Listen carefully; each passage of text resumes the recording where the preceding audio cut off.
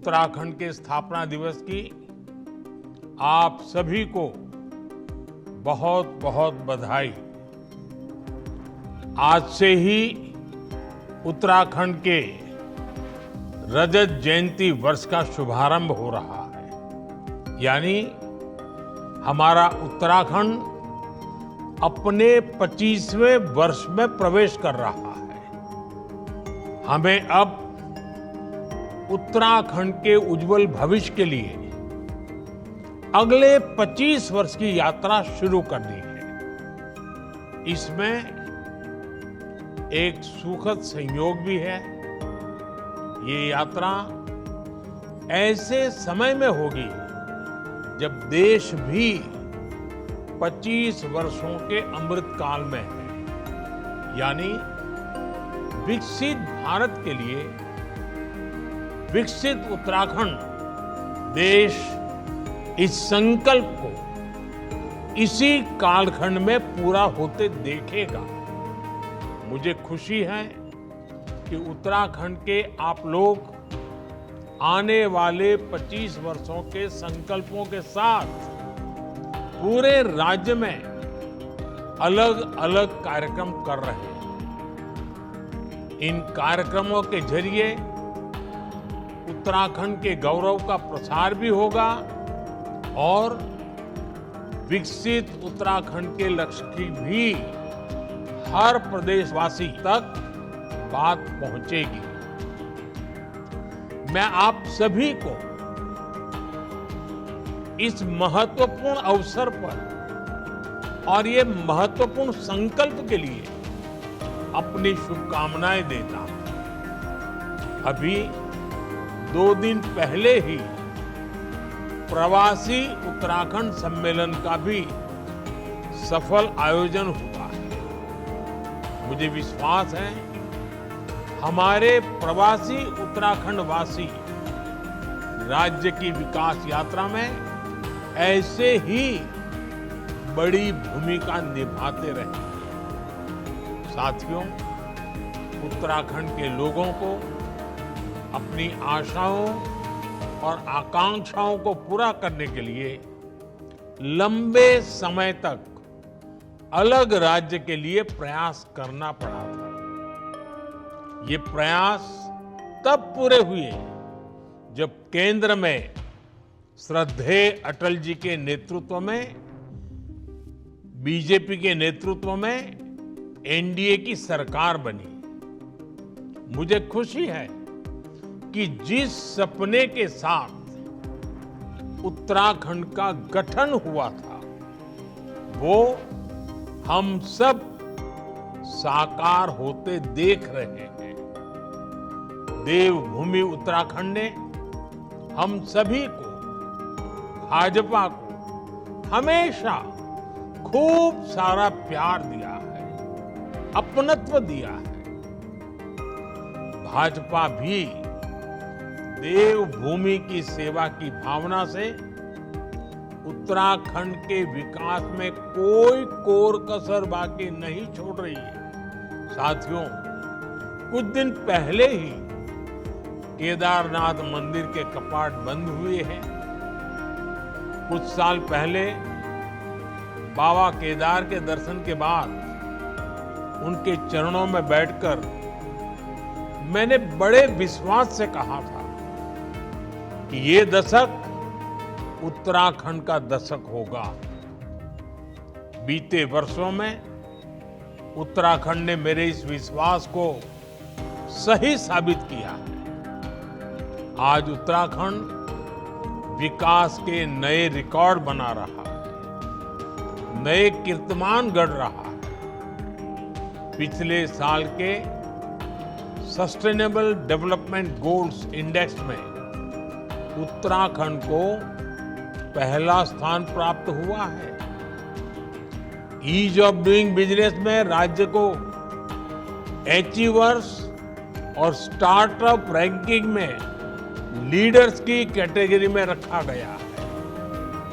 पिछले 1.5-2 वर्षों में उत्तराखंड की राज्य विकास दर में 1.25 गुना से ज्यादा की बढ़ोतरी हुई है। इस साल जीएसटी कलेक्शन में भी 14% का उछाल आया है। 2014 में उत्तराखंड में प्रति व्यक्ति आय करीब 1.25 लाख रुपए सालाना थी, जो आज बढ़कर 2,60,000 रुपए हो चुकी है। 2014 में उत्तराखंड राज्य का सकल घरेलू उत्पाद यानी स्टेट की जीडीपी 1,50,000 करोड़ के आसपास थी। अब ये बढ़कर करीब 3,50,000 करोड़ रुपए हो गई है। ये आंकड़े बताते हैं कि उत्तराखंड में कैसे युवाओं के लिए नए अवसर पैदा हो रहे हैं, कैसे यहां औद्योगिक तरक्की हो रही है। सरकार के प्रयास से उत्तराखंड के लोगों का, विशेषकर राज्य की हमारी माताओं, बहनों, बेटियों का जीवन भी आसान बन रहा है। उत्तराखंड में 2014 से पहले 5% से कम घरों में नल से जल आता था। आज ये बढ़कर करीब 96% से ज्यादा अधिक हो चुका है। करीब 100% की तरफ आगे बढ़ रहे हैं। 2014 से पहले उत्तराखंड में सिर्फ 6,000 किलोमीटर की पीएम ग्राम सड़क बनी थी। 6,000 किलोमीटर। आज इन सड़कों की लंबाई बढ़कर 20,000 किलोमीटर से ज्यादा हो गई है। और मुझे मालूम है पहाड़ों में सड़कें बनाना कितना बड़ा कठिन काम होता है और कितनी बड़ी जरूरत होती है।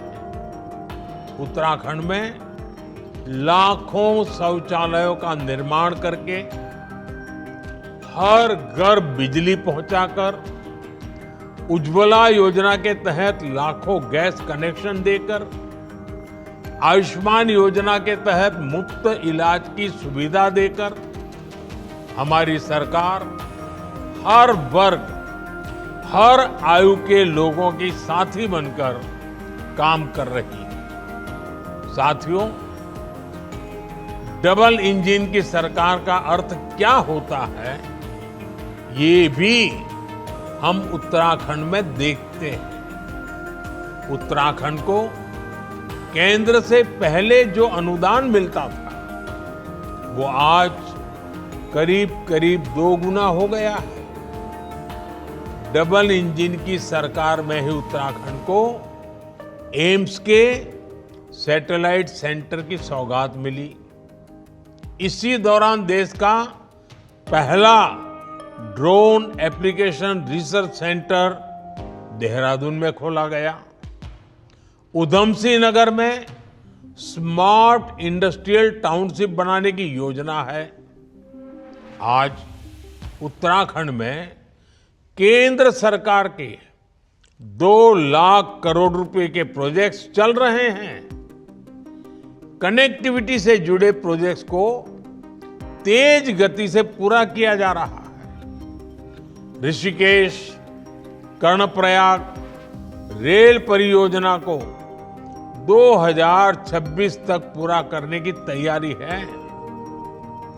उत्तराखंड के 11 स्टेशनों को अमृत स्टेशनों के रूप में विकसित किया जा रहा है। देहरादून दिल्ली एक्सप्रेसवे के पूरा होने के बाद दोनों शहरों की दूरी 2.5 घंटे में तय कर ली जाएगी। यानी एक तरह से उत्तराखंड में विकास का महायज्ञ चल रहा है, जो इस देवभूमि की गरिमा को भी बढ़ा रहा है। इससे पहाड़ों पर होने वाले पलायन पर भी रोक लगी है। साथियों, हमारी सरकार विकास के साथ विरासत को भी सहेजने में जुटी है। देवभूमि की संस्कृति के अनुरूप केदारनाथ धाम का भव्य और दिव्य पुनर्निर्माण किया जा रहा है। बद्रीनाथ धाम में विकास कार्य तेज गति से आगे बढ़ रहे हैं। मानसखंड मंदिर माला मिशन के तहत पहले चरण में 16 पौराणिक मंदिर क्षेत्रों को विकसित किया जा रहा है। ऑल वेदर रोड से 4 धाम यात्रा को सुगम किया है। पर्वतमाला परियोजना के तहत यहाँ के धार्मिक और पर्यटन स्थलों को रोपवे से जोड़ा जा रहा है। मुझे याद है जब मैं मणा गांव गया था, मैंने वहां बॉर्डर पर अपने भाई बहनों का अपार स्नेह देखा था। माणा गांव से ही वाइब्रेंट विलेज प्रोग्राम की शुरुआत की गई थी। हमारी सरकार बॉर्डर किनारे के गांवों को आखिरी गांव नहीं बल्कि देश का प्रथम गांव मानती है। आज इस प्रोग्राम के तहत उत्तराखंड में करीब 50 गांवों का विकास किया जा रहा है। ऐसे ही प्रयासों का परिणाम है कि उत्तराखंड में पर्यटन से जुड़े अवसरों को नई गति मिल रही है और पर्यटन बढ़ने का मतलब है उत्तराखंड के युवाओं को ज्यादा से ज्यादा रोजगार। अभी कुछ सप्ताह पहले की ही रिपोर्ट है कि इस साल उत्तराखंड में करीब 6 करोड़ पर्यटक और श्रद्धालु पहुंचे हैं। 2014 से पहले 4 धाम यात्रियों की संख्या का रिकॉर्ड 24 लाख का था, जबकि पिछले साल 54 लाख से ज्यादा श्रद्धालुओं ने 4 धाम के दर्शन किए हैं। इससे होटल से लेकर होम स्टे वालों को, टैक्सी से लेकर टेक्सटाइल वालों को, सभी को बहुत लाभ हुआ है। बीते वर्षों में 5,000 से ज्यादा होम स्टे का रजिस्ट्रेशन किया गया है। साथियों, आज उत्तराखंड ऐसे निर्णय ले रहा है, ऐसी नीतियां बना रहा है जो देश के लिए उदाहरण बन रही हैं।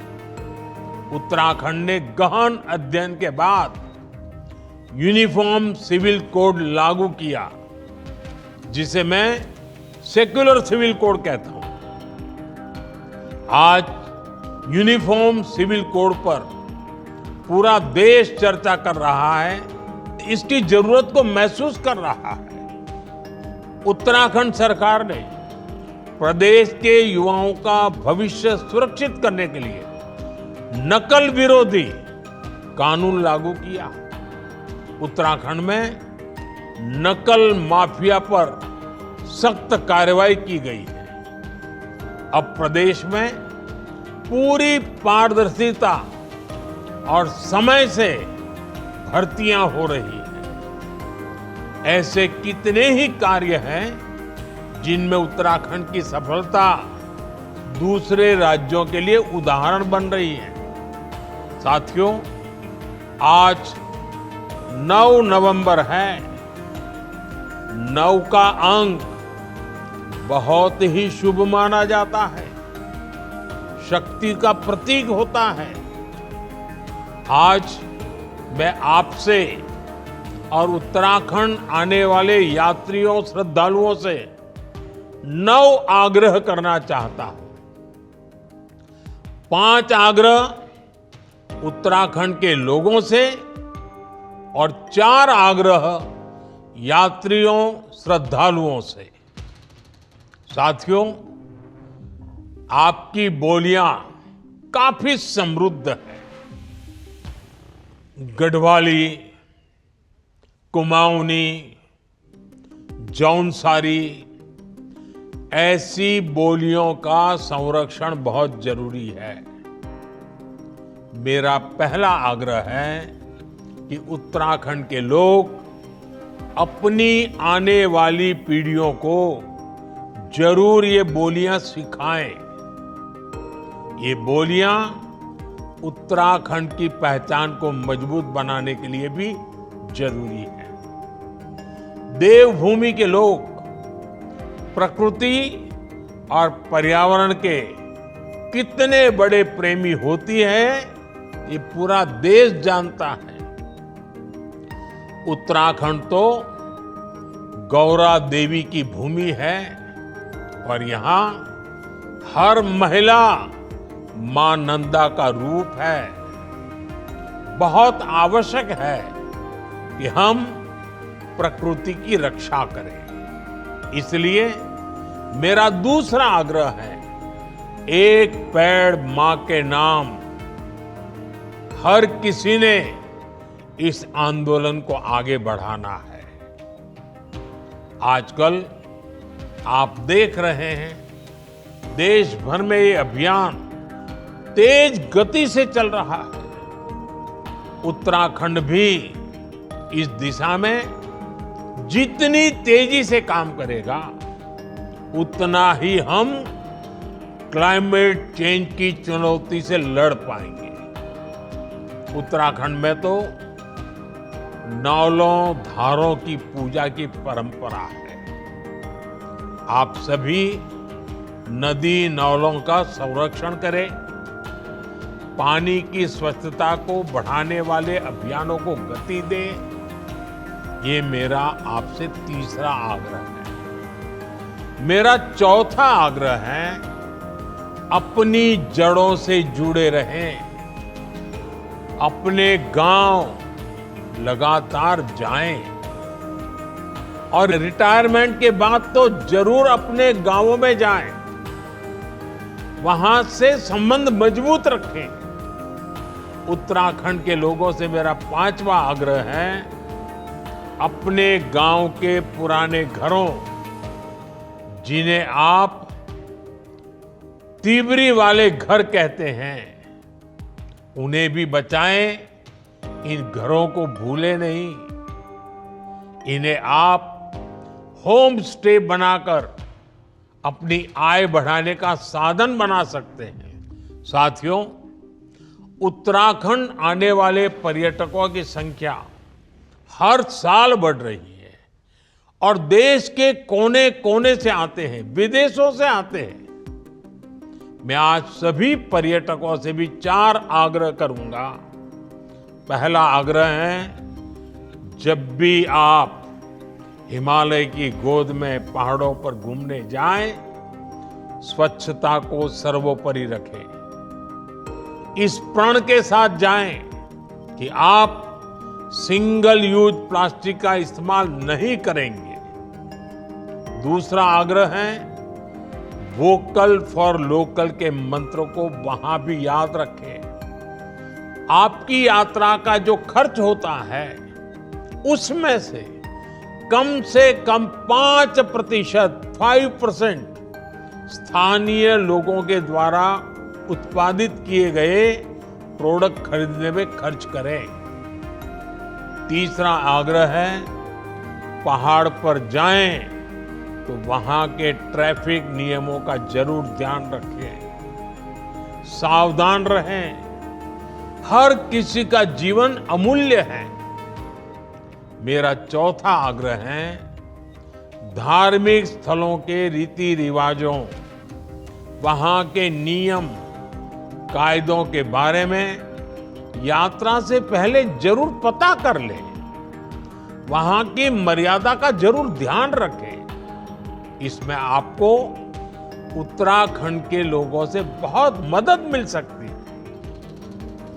उत्तराखंड के लोगों से 5 और उत्तराखंड आने वाले लोगों से मेरे 4 आग्रह देवभूमि के विकास में, देवभूमि की पहचान को मजबूत करने में बड़ी भूमिका निभाएंगे।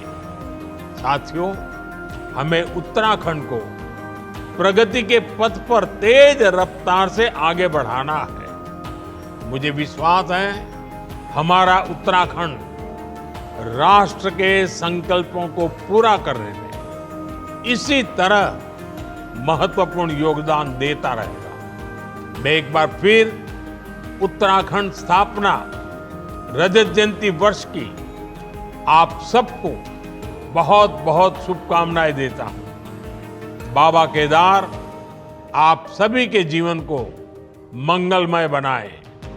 बहुत बहुत धन्यवाद।